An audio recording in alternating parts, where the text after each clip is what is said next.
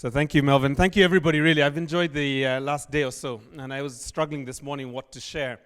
And I wondered whether I'd share a little bit from my experience within Amnesty, which has really been trying to change the way that we operate and speak across binaries, work with constituencies, be more responsive, or even maybe throw out the idea that Amnesty really should be thinking about recreating itself as a community foundation. Haha. But I'm not brave enough. So yet. But what I thought I would do really is talk a bit about the work that the Kilimani Project Foundation is doing, and particularly an incident that's happened just recently. But let me start with something that is not controversial. The middle class are a completely useless demographic, regardless of where they are in the world. They absorb tremendous resources. They are educated in the best schools. They go to the best health clinics. They have the best opportunities in life, and they produce literally hardly any social good that is not monetized, right? This is partly doing the Canadian thing again. So I'd like to talk a little bit about how do we get to this group of people? And the Kilimani Project Foundation works primarily in a lower middle class community. And one of the things we've been grappling with is how is it that awareness, the greater awareness you have, doesn't necessarily produce a change in behavior, right? It's like most of us who know what we need to do to lose weight. It's just two things really, but we struggle with this for the entirety of our lives, right?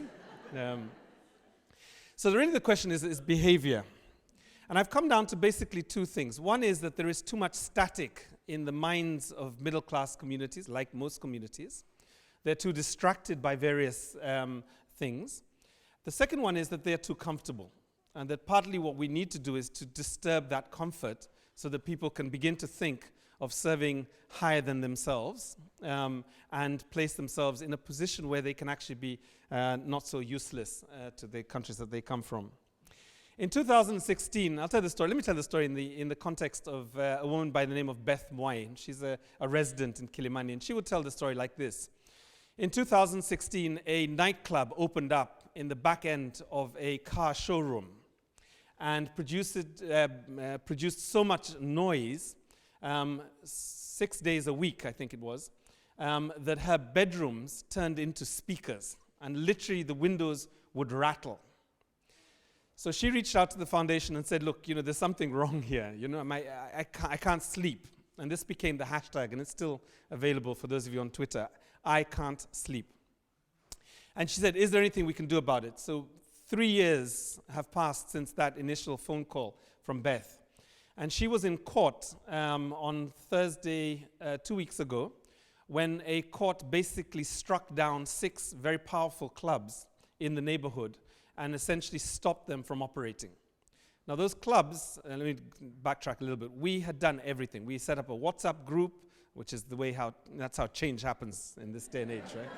So if you're not using WhatsApp for mobilization, you're not working.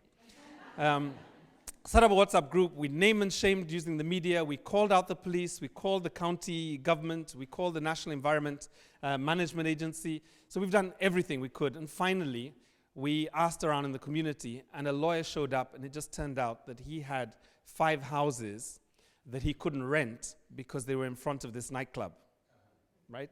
So he was losing money. So I made the proposition to him is, why don't you take on this case pro bono? This was 2 years ago.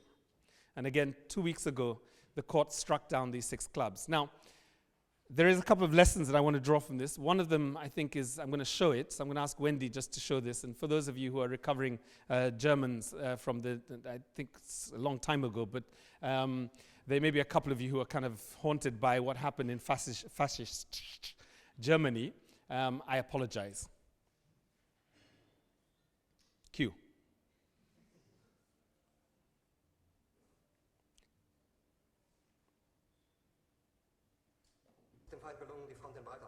Tribeca is a club.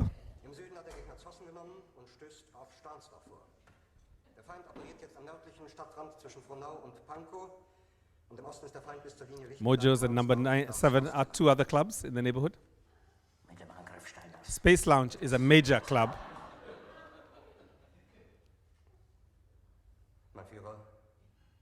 National Environment Management Agency.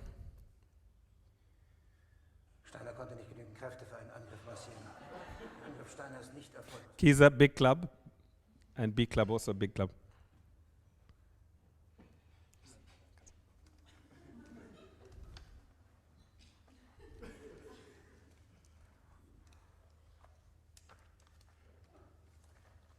Es bleiben im Raum Keitel, Jodel, Krebs und Butter.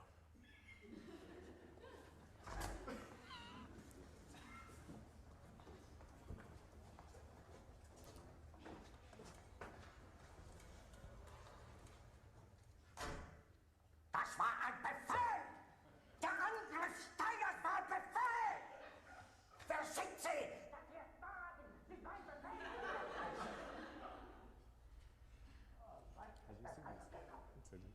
Had you seen it before? Das Militär hat mich belogen! Jeder hat mich belogen, sogar die SS! Die gesamte Generalität ist in 2000 Haus! Jeder verrätiger, treuloser Feigling! Mein Führer, ich kann nicht zulassen, dass die Soldaten, die für Sie Ihr seid Feiglinge! Verräter, Versager!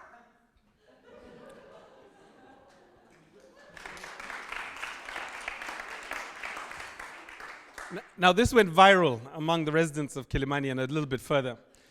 The funny thing is, I have no idea who did it. Right? So this is the second lesson for me. The first is, trust communities to produce the resources that they need to produce in order to take on issues that are important to them. The lawyer showed up, Beth showed up, and a media person showed up and did this. The second one is accompany the community. Now, one of the things that I feel saddest about in terms of this particular story is that we dropped the ball as a foundation over this period of 3 years, right? So we moved on to other things. We did stuff, it got difficult, it didn't happen. But Beth continued to provoke us, right? So there was people in the community who kept saying, this is important to us, don't drop this as you start doing other things. And again, she was able to lead us to a point where we got a result. And the third thing is, how do we prepare better for the unexpected? And there's new thinking around, I think they're calling it emergent thinking, that actually the 3-year plans are great, but what's more interesting is being able to really kind of evolve your thinking over, in the case of the foundation or in the case of Amnesty, it's really becoming clear to me that actually 90-day cycles for campaigning and advocacy are probably all we need, right? And it has planning process. I'm going to close with 2 thoughts. So I've spent the last month either on leave or on the border with Mexico and the US, and I've seen some of the worst of American policies with regards to migrant protection, right? I mean, some horrific things that I probably need another 5 minutes to talk about. One of the things that I'm very present to is if we look at the issues that we're working on in a historical context, there are really 2 observations that are really important, I think. The first is that the great majority of American people during the time of the civil rights movement did not find a connection with what they were doing. Most of them were trying to get their kids through schools, they were trying to pay off debts, they were trying to hold down jobs, they were looking for other jobs, they were falling in love, they were falling out of love, they were looking for other people to love. That's the nature of humanity, right? But the key thing is, when we look back at that period, what we are left with is the power of a small minority who really changed their generation, forever. Right? So the question that I would leave us is, we may not get a mass constituency around the Shift the Power movement. Right? We may not get it. But the good news is we may not need it. If 100 people in this room took some really bold decisions and enrolled another 100 people, you would probably have enough to change the international development assistance paradigm. It is possible. We don't need everybody. I'll stop there. Thank you.